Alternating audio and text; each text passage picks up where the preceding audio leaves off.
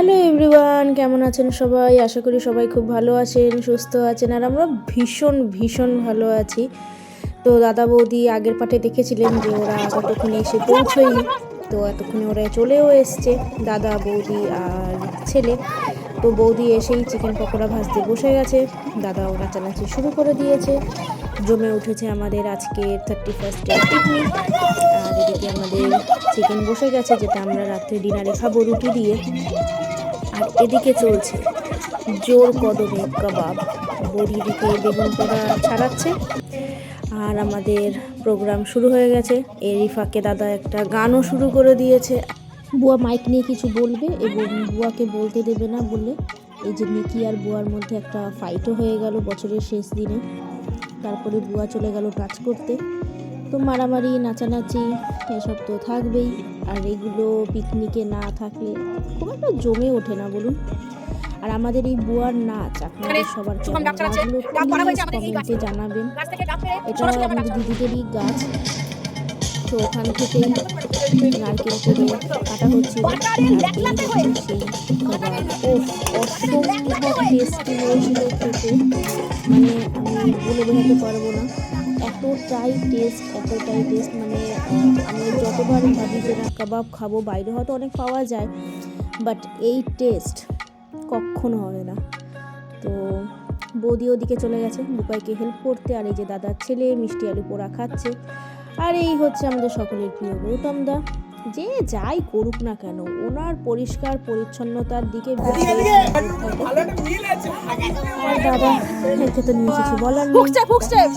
নাচানাচি আনন্দ ফুর্তি সবার প্রথমে, তো যেটা ও অ্যাজ ইউজুয়াল করে থাকে, এইরকম আনন্দে থাকা, নিজের মতন করে থাকা, যেটা খুবই ভালো। চিকেন আমাদের টকবক টকবক করে ফুটছে।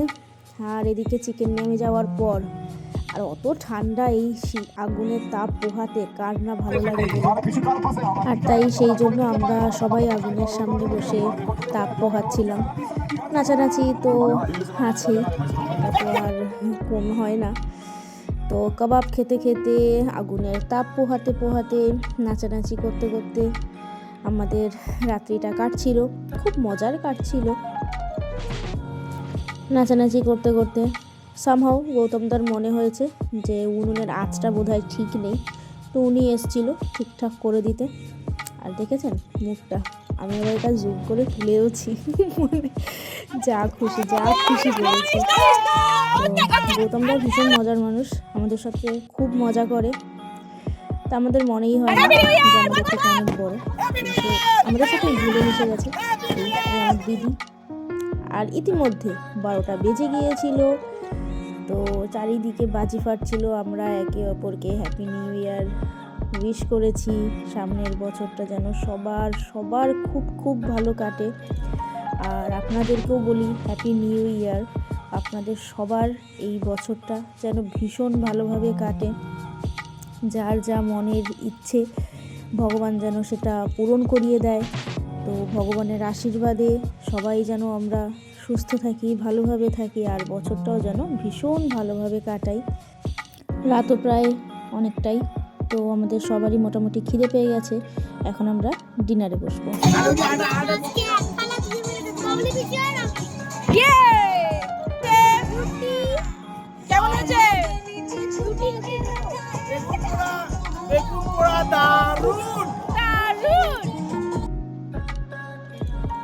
আমাদের ডিনার শুরু হয়ে গেছে। আর এই যে মোটুর রুটি নাকি ঠান্ডা হয়ে গেছে, ওই জন্য মোটু গরম করে নিল রুটিটা একটু। আর জানেন তো, সত্যি খুব সুন্দর গরমও হয়েছিল, আমাকেও দিয়েছিল একটা গরম করে। ইতিমধ্যে মোটুর আবার ঝালও লেগেছে, যার জন্য মোটু ব্যারেল উল্টে জলও খেয়ে নিল। তো চলুন আজকের মতো সকলকে জানাই good night, happy new year সবাইকে। হয়ে গেছে আজকের মতন আমাদের টাটা, গুড নাইট। আমাদের এই ছোট্ট আনন্দের ভিডিওটা আপনাদের কেমন লাগলো প্লিজ কমেন্টে লিখে জানাতে ভুলবেন না। Thank you.